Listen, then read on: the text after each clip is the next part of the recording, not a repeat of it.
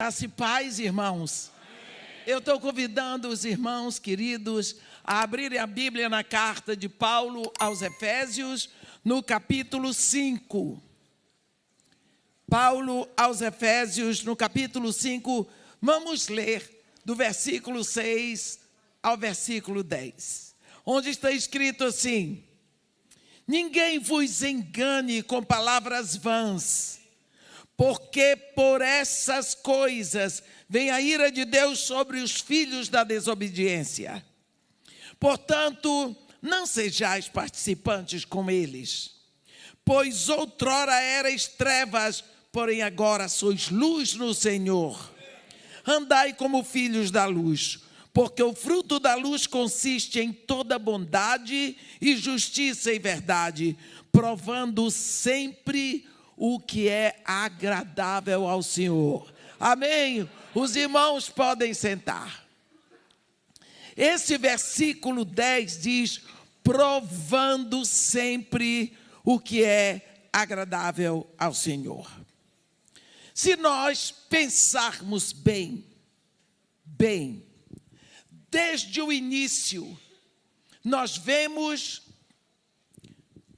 no dia de Pentecostes, Paulo repetir a profecia de Joel, e ele repete dizendo uma coisa interessante. Lá em Atos, quando Paulo repete a profecia de Joel, ele diz algo tremendo. Ele diz: olha, o que ocorre é o que foi dito por intermédio do profeta Joel, e acontecerá nos últimos dias, diz o Senhor, que derramarei do meu espírito sobre toda a carne.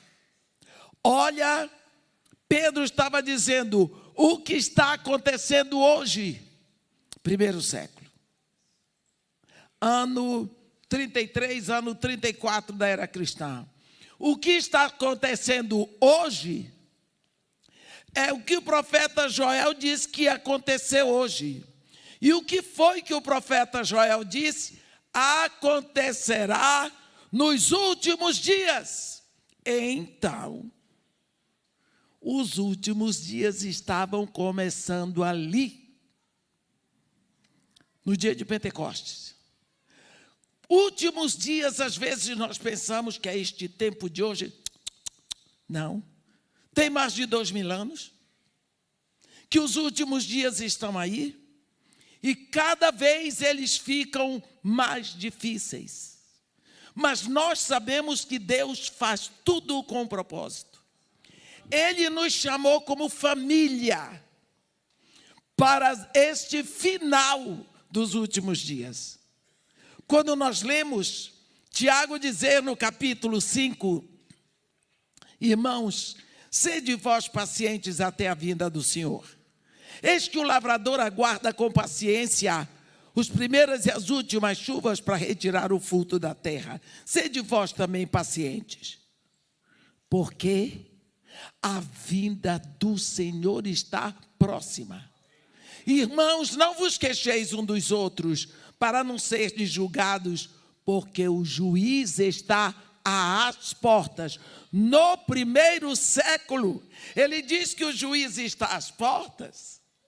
Ele diz que a vinda do Senhor está próxima no primeiro século. São passados 20 séculos. Nós estamos no século 21. O que você acha dessa época que você está vivendo? Nós somos bem-aventurados. Só precisamos perguntar para o Senhor Deus: por que tanta preferência por mim?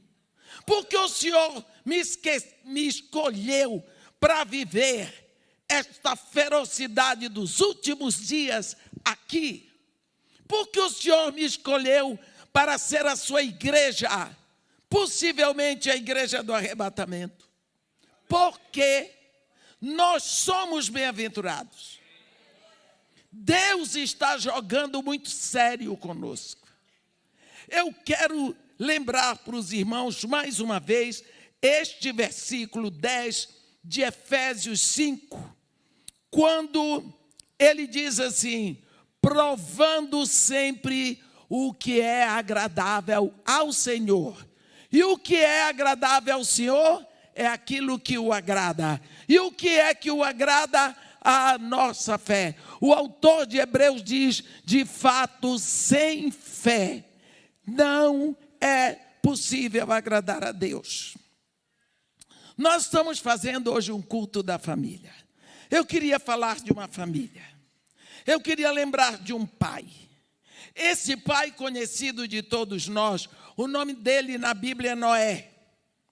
E lá no capítulo 6 de Gênesis, no versículo 8 diz: porém Noé achou graça diante de Deus. Se você olha direitinho no original, e em algumas outras traduções diz que Noé era um prazer para Deus. Dá inveja, né? Noé era um prazer para Deus. Ele queria sempre agradar a Deus. Como é que ele se comportou para demonstrar isso? Que ele queria sempre agradar a Deus. Primeiro, ele confiava totalmente em Deus. Lá em Hebreus, no capítulo 11, no versículo 7, está escrito assim: pela fé, Noé, divinamente instruído acerca de acontecimentos que ainda não se viam, e sendo temente a Deus, aparelhou uma arca para a salvação de sua casa. Isso é importante. Ele pensou na família. Ele pensou na sua família, pela qual condenou o mundo e se tornou herdeiro da justiça que vem pela fé. Eu acho isso lindo, porque aqui nós pensamos que a justificação por fé é algo do Novo Testamento. Não. A justificação, ela é sempre feita pela palavra de Deus mediante a fé. Pela fé, nós lembramos que Noé construiu um navio em terra seca. Eu vi o lugar onde ele construiu o navio, meus irmãos. É deserto. Deserto. Lá na Caldeia. Ele foi avisado sobre acontecimentos que ele não podia ver e nunca tinha ouvido falar, mas agiu em obediência e com isso se tornou íntimo com Deus. Você tem ouvido falar de coisas estranhas? Você tem sido avisado de coisas horríveis que já começaram a acontecer e que vão piorando, porque o mundo não vai melhorar. Quando Deus chamou João lá em cima, para João passar o filme do que ia acontecer, para ele mandar para a igreja, para nós estarmos de olhos abertos, nesse filme, no 7º selo vem as 7 trombetas, nas 7 trombetas vem as 7 taças, e as coisas vão ficando mais difíceis. Engano é crer que o mundo vai melhorar. A Bíblia diz: nós sabemos que somos de Deus, mas este mundo inteirinho jaz no maligno. Meus irmãos, as coisas não vão ficando mais fáceis. Nunca vi o mundo melhorar. Não vai. Vai de mal a pior. E nós vamos de bem a melhor. Porque nós somos filhos de Deus. Isso é importante nós sabermos. Ele foi avisado de coisas que ele nunca tinha ouvido falar, como você. Você toma susto com as coisas que acontecem e diz: não acredito. No que está acontecendo é impossível. Não, é possível sim, está aí. Ele, Noé, nunca tinha visto a chuva. Nunca tinha visto. E ele morava muito muito longe do oceano mais próximo. O oceano mais próximo dali é o Oceano Índico.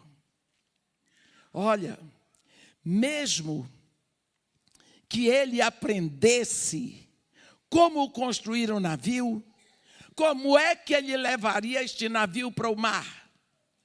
Construir um navio se constrói no estaleiro, à beira do mar ou de um lago, mas no deserto.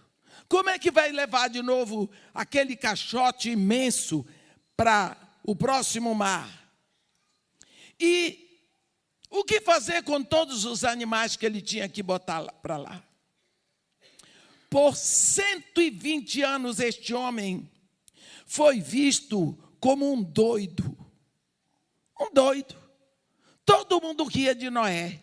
Era a piada da época. Ele confiou em Deus. Ele confiou em Deus. E não se importou com as críticas. Ele viveu 950 anos.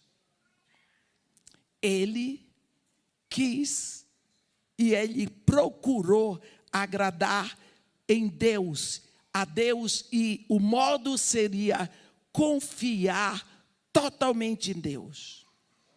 Ele obedeceu a Deus de todo o coração. A Bíblia diz em Gênesis 6:22, assim fez Noé consoante a tudo o que Deus lhe ordenava. Eu quero dizer uma coisa para vocês. A Bíblia diz em Hebreus 11, de fato, sem fé é impossível agradar a Deus. Mas essa questão de fé é um dos assuntos que nós podemos, às vezes, ter problemas. Quando o apóstolo Tiago fala de fé, fala exatamente no capítulo 2, do seu livro, da sua carta, ele distingue ali 3 tipos de fé. A fé morta, a fé demoníaca e a fé dinâmica. A fé morta é aquela em que você crê que Deus quer que seja feito, você crê que é bom fazer, você crê que é certo fazer, mas você não faz. Então a sua fé não lhe leva a agir do modo como você crê. Esta é a fé morta. É a fé que não serve para operar nada. É a fé morta. Mas ele também fala da fé demoníaca. Os judeus tinham o hábito de todos os dias levantar a mão para o céu e recitar Deuteronômio 6. Ouve, Israel, o Senhor teu Deus é o único Deus. Quando o Tiago escreve essa carta, está lá na frente. É para os irmãos que estavam na diáspora. Eram judeus convertidos ao cristianismo, que estavam na dispersão, como ele diz. Então, eram judeus que tinham o hábito de dizer, antes, todos os dias, ouve Israel, o Senhor Deus é o único Deus. Então, ele diz assim para esses judeus, crês tu que Deus é um só? Faze bem, parabéns. Isso não tem nada de especial. Por quê? Porque até os demônios creem e se tremem todos. Ali, ele está dizendo que saber que Deus é um só, saber que Deus existe, isso é bobagem. Sabe por quê? Os demônios sabem. Meus irmãos, os demônios não são ateus. Eles também não são gnósticos. Eles sabem que Deus existe. Eles sabem que Jesus Cristo é o Filho de Deus. Eles conhecem tudo. Mas, e o restante? Lá em Lucas 4, eu vou ler para os irmãos, 33 e 34, eu gosto desse texto. Lucas 4, 33, 34, você vê demônios falando, demônios testificando. Achava-se na sinagoga um homem possesso de um espírito de demônio imundo e bradou em alta voz: ah, que temos nós contigo, Jesus Nazareno? Vieste para perder-nos? Bem sei quem és, o Santo de Deus. Olha, o demônio dizendo para Jesus que ele era o Santo de Deus. Quando Jesus Cristo vai a Gadara, que ele expulsa aquela legião daquele pobre homem que ficava pelo meio dos sepulcros, aquela legião vem e já vem dizendo: que tenho eu contigo, Jesus, Filho do Altíssimo, conjuro-te por Deus, que não me atormente.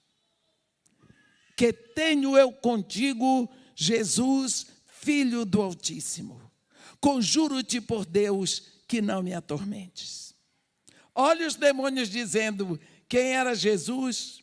Lá em Marcos, no capítulo 1, você ouve alguma coisa assim, no versículo 24, quando eu acabei de ler já esse texto. O que eu quero dizer para vocês é o seguinte: os demônios sabem que Jesus Cristo é o Filho de Deus. Os demônios sabem, eles têm certeza de quem é Jesus, o que ele veio fazer na terra. Mas e por isso, eles se rendem a Jesus? Não. Os demônios sabem e se tremem todos, diz o apóstolo Tiago. Tem gente que nem treme. Vem no púlpito, inventa história, mente, diz, e nem se treme. Os demônios até tremem. Sabe o que é isso? É aquela fé emotiva, emocional. Chora, mas não muda de vida. Não se rende para fazer a vontade de Deus, para agradar a Deus. Não se preocupa em fazer algo para agradar. Ora, quando nós amamos uma pessoa, nós buscamos agradá-la. A primeira atitude de quem ama é buscar agradar a pessoa amada. Então, Tiago fala da fé morta, da fé demoníaca, mas ele fala da fé dinâmica. A fé dinâmica, sim, é essa fé que agrada a Deus. Eu vou fazer o que Deus mandou, o que Deus quer que eu faça, porque eu creio que é assim que eu o agrado. Eu não quero saber as consequências, desde que eu esteja fazendo o que Deus me mandou fazer. Quando Tiago fala desta fé, ele cita como exemplo duas pessoas do Antigo Testamento. Ele cita Raabe e Abraão. Duas pessoas tão diferentes, mas ele cita a fé dessas duas pessoas. Hoje eu estou citando para vocês a fé de Noé. Ele obedeceu a Deus de todo o coração. Meus irmãos, obediência tardia é desobediência. Vocês lembram da história de Amazias? Depois vocês leem em casa com atenção. Amazias está escrito lá em 2 Crônicas 25, que ele reinou 29 anos em Jerusalém, fazendo o que era reto perante o Senhor. No versículo 2 diz, mas não de todo o coração. Está vendo? O coração dele não estava de todo naquilo que ele fazia. Fez o que era reto, mas não de todo o coração. O coração dele não estava todo ali. Resultado, depois de 29 anos, procurando fazer o melhor, ele vai para a guerra com os filhos de Seir. Chegou lá, venceu, olhou para os ídolos, levou com ele e foi se curvar diante deles e foi adorar. Deus diz, por que ele vai se curvar a um Deus que não deu vitória a ele? O final de Amazias é horrível. Depois de ter reinado 29 anos, mas o coração dele não estava ali. Por que isso é importante falarmos quando nós falamos para a família?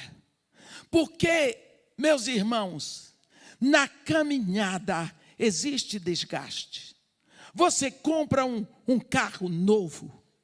No final do ano, o pneu está careca. Você não viu gastar o pneu. Gastou o pneu, gastou o asfalto por causa do atrito. Caminhadas juntos. Tem atrito, tem desgaste. E nós precisamos saber que no convívio familiar também há atrito, há desgaste, há aborrecimento. E muitas vezes, quantas vezes você já pensou, casei errado? Não era essa a pessoa certa. Conheço um homem, e não sei como conseguiu casar 5 vezes. E no final me disse, eu devia ter ficado com a primeira, agora estou pagando 5 pensões. Eu disse, vai ver que o problema não estava nela, estava em você. Porque é você que vai passando, olha, vai passando, a mulherada vai ficando. Um homem riquíssimo. Construiu casas, prédios de apartamento, mas não construiu um lar. Lar não se compra pronto, lar se constrói. Precisa construir um relacionamento. Quando você saiu da igreja com sua mulher, ela era sua esposa no papel. Você é marido dela no papel, mas ela não sabe ser esposa. Nunca foi. Não fez estágio. Quem fez estágio para ser esposa? Fez estágio como advogado. Fez estágio até como pastor. Mas quem fez estágio para ser marido? Agora eu vou ficar 6 meses aprendendo a ser marido. Onde é a escola? É a vida. E no estágio você comete erros. Mas quando se trata da família, nós procuramos imitar. Eu procuro imitar como é que minha mãe fazia. Meu marido procura imitar como é que o pai dele fazia. Só que a mulher dele não casou com o pai dele. Nem ele casou com a mãe dela. São 2 pessoas novas. É um novo relacionamento. Vai ter atrito? Vai. Vai ter desgaste? Vai. O que é que vai vigorar para poder andarmos com isso tudo? Comunicação. Primeiro com Deus, depois um com o outro. Como que se vai fazer essa comunicação? Falando. Falando e agindo.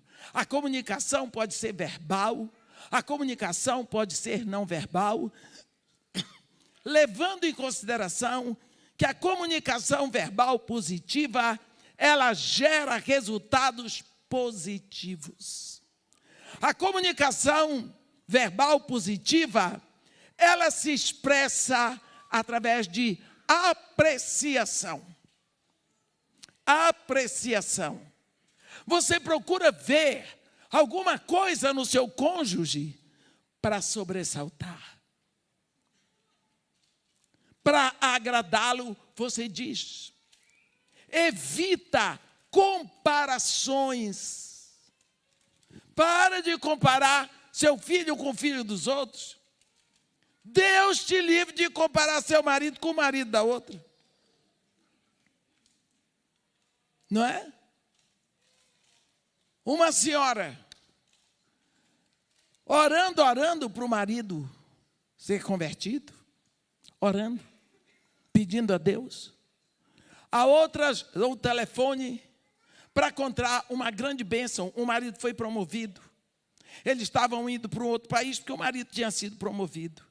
A crente de cá, oh, glória a Deus! Que maravilha! Lógico que Deus vai abençoar sua casa, sua família, com um marido desse. Um homem que vai à igreja, um homem santo, um homem dizimista. Lógico que a família de vocês vai ser abençoada.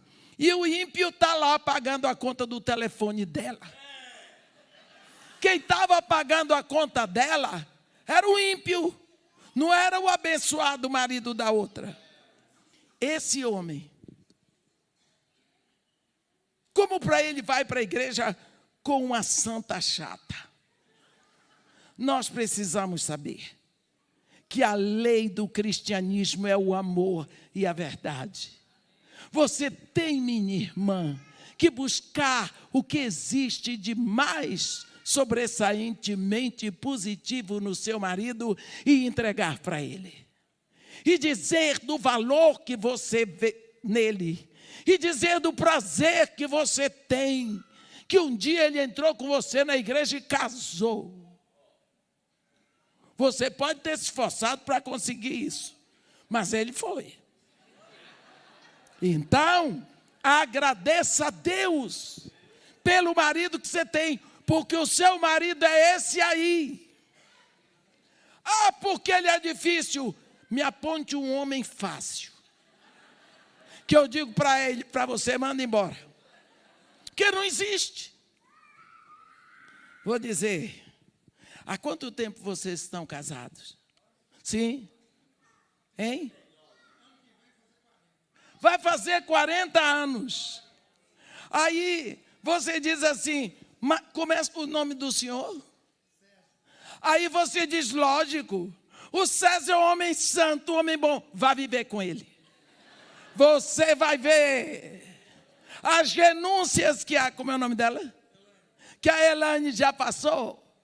Aí você diz, mas lógico que o César é feliz. Casado com a Elaine, essa mulher maravilhosa, vá viver com ela. Você vai ver o sacrifício que esse homem já fez. Você já vai ver que ele engoliu, foi muito sapo. E às vezes o brejo inteirinho. Mas vai fazer 40 anos. E eu quero lhe dar uma notícia. Depois dos 40, tudo vai ficando mais fácil. Passou a época do estágio. Você entra na realidade. E trabalham juntos. Olha ela, ó, não tem secretária. 24 horas juntos, é mulher sabida. Louvado seja Deus pela sua vida. Você tem o seu método. Olha, o que eu quero dizer é que relacionamento sem dificuldade é utopia. Por isso é necessário que você construa o relacionamento na base da comunicação positiva. A Bíblia diz que todas as coisas Deus fez por intermédio do verbo, da palavra, da comunicação. Você se casou porque você comunicou bem. O seu casamento continua porque você continua comunicando positivamente. Quando nós olhamos para isso tudo, nós pensamos como é bom agradar, como é necessário agradar. Sem fé é impossível agradar a Deus, e a Bíblia diz que Noé achou graça diante de Deus porque Noé tinha fé. Ele não precisava duvidar do que Deus dizia. Ele estava o tempo todo tempo todo voltado para fazer a vontade de Deus. Quantas vezes, como família, nós temos tido aqueles momentos de muito desgaste, muita dor, e quantas perdas, e nós esquecemos que o nosso cônjuge é pecador, e que nós somos também pecadores, todos nós, e aí falta a conexão. Vocês têm tanta coisa para fazer, que vocês não têm mais tempo de sentar juntos, ou de deitar juntos, para juntos orarem, para juntos falarem com Deus, para juntos abrirem o coração e dizer para Deus das dificuldades que você está tendo. É preciso que vocês, como casal, aprendam que do dia em que vocês casaram, vocês se tornaram um só. Tudo o que acontece com um, afeta o outro. E quantas vezes vocês não vão diante de Deus, vocês não abrem o coração com o outro, dizendo da sua dificuldade. Como o seu cônjuge vai saber a dificuldade que você está passando lá na sua empresa, se você não senta e explica e diz, preciso da sua ajuda. Mas eu não sei ajudar, então vamos orar juntos. Quantas vezes não há como dizer o que está acontecendo, porque o outro não compreende. As pessoas vêm conversar comigo, eu não posso conversar com minha mulher, porque ela grita, porque ela se aborrece. Aonde ele vai conversar? Quando pode conversar com o pastor, é muito bom, mas às vezes nem tem pastor para ouvir. Então hoje nós estamos vivendo um momento de solidão dentro dos lares. A pessoa está casada, mas ela está sozinha. Ela não tem com quem abrir o coração. Ela não é entendida. Ela sofre. E a solidão ataca dentro da casa. Não tem ajuda. E nós somos filhos de Deus. A igreja começa dentro de casa. Você vê que Jesus Cristo fala de Jerusalém, em toda a Judeia e Samaria e até os confins da terra. A igreja, a primeira, é o seu lar. É ali que você abre o coração para louvar, para adorar, para ler a Bíblia em voz alta, para aconselhar, para buscar conselhos. Nunca foi tão difícil ser família como hoje. Nunca foi tão difícil, porque nós estamos naquela época em que tudo o que é errado é aplaudido. Não existe mais o padrão chamado moral social. A imoralidade é o padrão. O desrespeito é o padrão. A mentira é o padrão. A agressão, a desobediência, a mentira é o padrão. Quando se vive numa sociedade dessa, que padrão nós podemos exercer dentro de casa se nós não formos o exemplo? Se nós não congregarmos para orar, para clamar a Deus pela nossa casa? Nós estamos vivendo, meus irmãos, a época de Noé.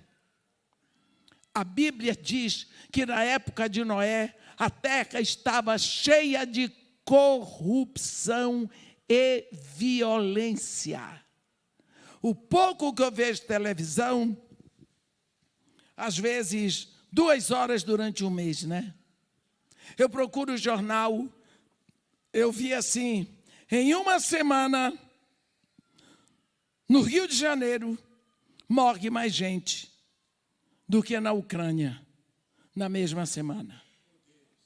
Então, como é que está o mundo? Como é que está o mundo? Nós estamos vivendo afundados na violência.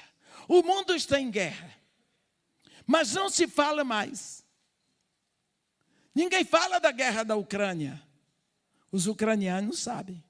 A guerra da Líbia continua, a guerra do Afeganistão continua, da Síria continua, de todo mundo, do Iraque. Mas ninguém fala porque nós nos adaptamos. É muito fácil hoje, até defendemos o erro. Por quê? Nos adaptamos. Nós nos adaptamos que existe, mas não podemos nos conformar. Não podemos andar de conformidade, porque nós temos os valores eternos da família, que são valores ditados por Deus. Eu estava num lugar e o homem estava vociferando contra a submissão feminina. Onde já se viu, em pleno século 21, vi esses crentes para falar de submissão. Mulher submissa, mas o homem estava brabo e eu estava bem quietinha. E o medo de apanhar. Veio uma senhora que me reconheceu. Eu disse, pronto, sujou. E aí ela falou comigo, irmã de cá, irmã de lá e tudo mais. E o homem olhou para mim. Quer dizer que a senhora é evangélica? Eu não gosto que me chame de evangélica. Eu não gosto. Eu digo logo, não sou Eva nem Angélica. Mas eu entendi o que ele queria dizer. Eu disse, sou. Então a senhora também é dessas que aceita esse negócio de mulher submissa? Eu disse para ele, moço, onde está escrito isso? Está escrito na Bíblia de vocês. Eu digo, agora o senhor falou certinho. Está aqui. Isso que está escrito na Bíblia é para nós, os filhos de Deus. Não é para quem está fora. Então, isso de submissão não é da sua conta. O senhor nunca vai entender isso, moço.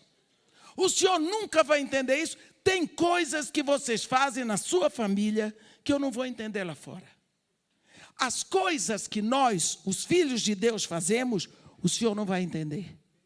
Porque quando nós entramos na família de Deus, nós temos deveres por causa dos nossos direitos.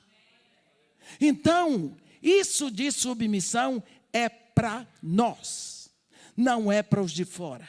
Onde já se viu isso? Querer se meter no assunto da casa da gente, da família da gente, não é da conta deles. Eles não vão entender. A Bíblia diz que o homem natural não discerne as coisas espirituais, mas fica se metendo. Olha, quando Deus chamou João, foi para mostrar às igrejas o que ia acontecer. Somos nós que vamos ter. O Filho de Deus é desvendado para a igreja. Deus vai revelar o seu Filho, descobrir o seu Filho para João mandar para a igreja, não é para os lá de fora. Por isso que os lá de fora acham que Apocalipse é o fim, é a dor, é o horror. Não é. Apocalipse é a revelação de Jesus Cristo, que Deus dá para João mandar para a sua igreja. Ele diz, eu, Jesus, enviei o meu anjo para vos testificar todas essas coisas. Então isso é para nós, da família de Deus.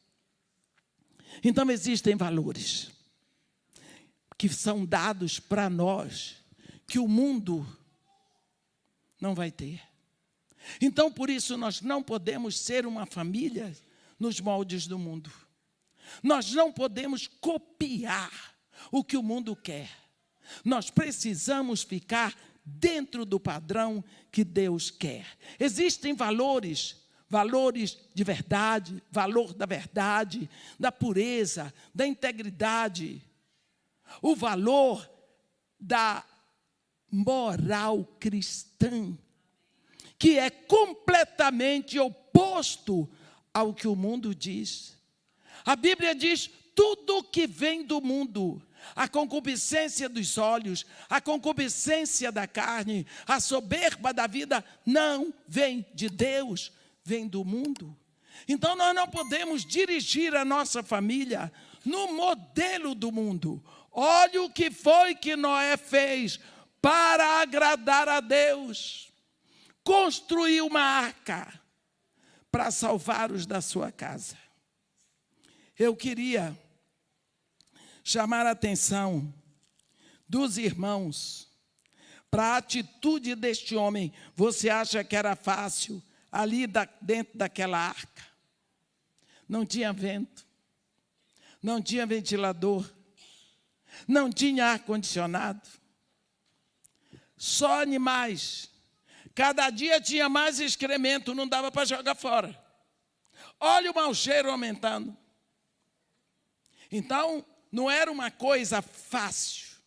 Era para todo mundo, esses murmuradores lá, iam querer sair, sai e morre afogado. Ou lá, vivo, ou fora, morto. Quando Deus manda Noé entrar, a Bíblia diz que foi Deus que fechou a arca. A arca foi fechada por fora. E quando ele fecha a porta, ele abre as comportas inferiores da terra e as superiores, e ninguém fica vivo. Quando, enfim, Noé sai da arca, nós vemos qual foi a atitude de Noé. Ele podia ter dito, vocês podem imaginar aquela família, 8 pessoas, 4 casais, Noé com a esposa, 3 filhos, todos 3 casados. Aquela gente, aquelas esposas dos filhos de Noé, elas deixaram para trás pai, mãe, primos, irmãos, que morreram afogados. A própria esposa de Noé, os parentes dele, não sei. E quando eles saem da arca, o que é que eles viram? Eles tinham uma terra povoada de gente gritando, dançando, fazendo de tudo. Agora eles saem e só tem silêncio. É um novo mundo. Silêncio. Mau cheiro. Caveiras. Você já pensou sair da arca e ter que passar uma caveira para cá sem saber se era a caveira do seu pai? De quem que era? Eu, às vezes, meditando nesse trecho, parece que eu ouço o soluço daquele povo. É muito triste. Qual seria a atitude de um pai normal? Vamos, meu filho, depressa, limpar aqui um lugar para construir a nossa cabana, ver como é que a gente vai passar a noite, o que vai fazer para comer, vamos cuidar agora da nossa vida. Não. Quando ele sai da arca, ele olha tudo aquilo e diz, vamos adorar. O mesmo homem que conduz a sua família para a salvação, ele conduz a família para a adoração. Ele leva os filhos, em vez de construir um lugar para eles morarem, ele leva os filhos para construir um altar, para oferecer sacrifícios a Deus. Deus, quando vê a atitude deste homem, meus irmãos, isto é fé. Isto é fé, e é fé dinâmica. Não importa o que Deus fez, mas Ele é bom. Ele continua sendo Deus. Ele merece. Ele é digno de todo louvor e adoração em todo o tempo. Isto é fé. Eu tenho certeza que tinham morrido ali parentes e amigos de Noé. Ele diz, vamos construir um altar e vamos adorar. Não é? Este homem agradou a Deus pela sua fé. É preciso que nós saibamos olhar aquilo que agrada a Deus e andar naqueles passos. Andar com Deus não é fácil, não, meu irmão. É muito difícil. Pergunte para Jesus, que foi bater na cruz, andando com o Pai. Pergunta para os primeiros discípulos como morreram, agradando ao Pai, martirizados. O primeiro homem que teve seu sangue derramado na terra foi um pastor Abel. Mas ele agradou a Deus. Deus se agradou do sacrifício de Abel, então por isso ele foi martirizado. Porque aqui neste mundo, quando você agrada a Deus, você abertamente se coloca como inimigo do mundo. Nós somos filhos de Deus, escolhidos para essa época, para este final de tempo, para o século 21, para sermos família, para ser pai, para ser mãe, para ser avô, para ser tio, para ser ovelha, para ser pastor, no século 21, na igreja. Não importa onde você esteja, servindo a Deus, ganhando o seu pão, você está agradando a Deus. Mas uma coisa é certa: quando você agrada a Deus, você desagrada ao mundo. Quando fazemos as coisas com intenção de agradar a Deus, valorizamos os filhos que Deus nos deu, o cônjuge que Deus nos deu, a mulher que foi dada, a casa onde você mora, o emprego que você tem. Recebemos tudo isso com ação de graças. Nem sempre é fácil. Na maioria das vezes é difícil. É difícil conduzir o seu lar hoje na vontade de Deus. É difícil fazer a vontade de Deus, mas é necessário. Se Deus lhe chamou como filho para a igreja de hoje, Ele sabe que você pode ser filho dele. Portanto, meus irmãos, como famílias, a Bíblia diz: sejamos fortalecidos no Senhor e na força do seu poder. É preciso que nós venhamos a orar, abrir a nossa boca e orar 2 minutos juntos. 2 minutos. Abraça sua mulher. Nem que seja na hora de dormir, os dois deitados, abraça e clama ao Senhor pela vida de vocês. Deus está bem ali esperando uma palavra e vocês começam a roncar sem falar com Ele. Diga uma palavra para Ele. Fala uma palavra com o Pai que está bem ali esperando. Ele diz: eu não sou um Deus longe de ti. Eu sou tão próximo de ti. Buscar-me-ás e eu me farei achado de ti, se me buscares de todo o coração.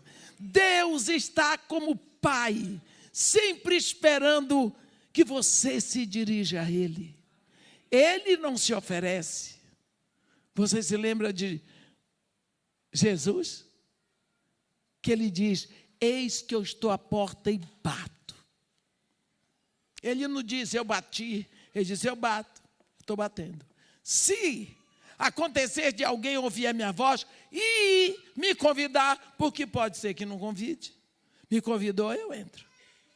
A casa pode estar limpa, suja, desarrumada, a casa pode ser um barraco, pode ser um palácio. Convidou, eu entro.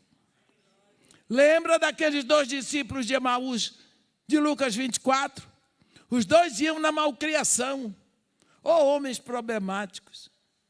Aqueles 2, né? Eu acho. Jesus chegou lá e já foi levando uma bronca. Será possível que você é o único, tendo estado em Israel, não sabe dos outros acontecimentos? E Jesus, quais? Falando de Jesus. Jesus andou o dia todo com eles. Todo. Depois de ter apanhado o que apanhou, de quinta para sexta, crucificado sábado, sexta, passou sábado, domingo, já está andando o caminho todinho com 2 discípulos confusos. Quando começou a declinar o dia, eles chegaram na entrada de Emaús. Jesus deu uma de quem ia passando, não queria passar, queria entrar, porque Ele sempre quer entrar. Ele sempre quer, deu a vida para estar com cada um de nós. Deu uma que entrar, convidaram Ele, pois não, entrou. Foi convidado para a mesa, foi. Lá na mesa, Ele se revela. Porque Ele se revela com quem se assenta com Ele. Quando é que você vai, meu irmão, entender que quem sustenta a sua casa é Deus? Que quem sustenta a sua vida é Deus? Que se Ele não lhe dá o ar que você respira, você morre. Mais do que isso, Ele quer, Ele deseja, é louco por você, a ponto de entregar o filho dele lá na cruz. De madrugada, quando eu vou orar, 2:30, 3 horas da manhã, eu digo, Pai, quem está falando aqui é a sua neguinha querida. Eu digo, qual é o problema? Ele nunca brigou comigo por causa de sua neguinha querida. Eu sei que ele é louco por mim. Aí, João não achava? João achava, eu posso achar também. Está mais do que certo. Aprenda isso. Deus lhe ama. A ponto de entregar seu único filho por você. Nunca mais vá deitar com seu marido sem dizer uma palavra, Senhor, nós vamos descansar agora. Eu sei que enquanto nós estivermos deitados, o nosso estômago vai estar funcionando, nosso coração vai estar bombeando sangue, nossos rins vão estar filtrando e nós vamos estar dormindo, porque Tu tomas conta. Obrigado, Senhor. Louvado seja o Teu nome. Nunca deixe de agradecer, porque você já acostumou. Mas diga para Ele, te agradeço. Te agradeço pela vida desse chato que está aqui do meu lado, que é meu marido e eu só tenho esse. Te agradeço pela esposa que eu tenho só tenho essa. Agradeça a Deus. Agradeça. Não está bom? Vai ficar melhor. Podia ser pior. Ame. Expresse. Diga. Fale o que tem de bom. Seja um garimpeiro. No meio do cascalho de tudo, busque o ouro. Porque é só o ouro que vai contar. Só o ouro. O cascalho só atrapalha. Tem muito cascalho, né? Segure o ouro da convivência. Segure o ouro da vida. Segure o ouro da família. Porque é isso que vai valer para frente. Amém? Deus quer ser agradado. Agrade a Deus com a sua fé. Que Deus nos abençoe e nos guarde. Que faça resplandecer seu rosto sobre nós. Que tenha misericórdia de todos nós. Amém.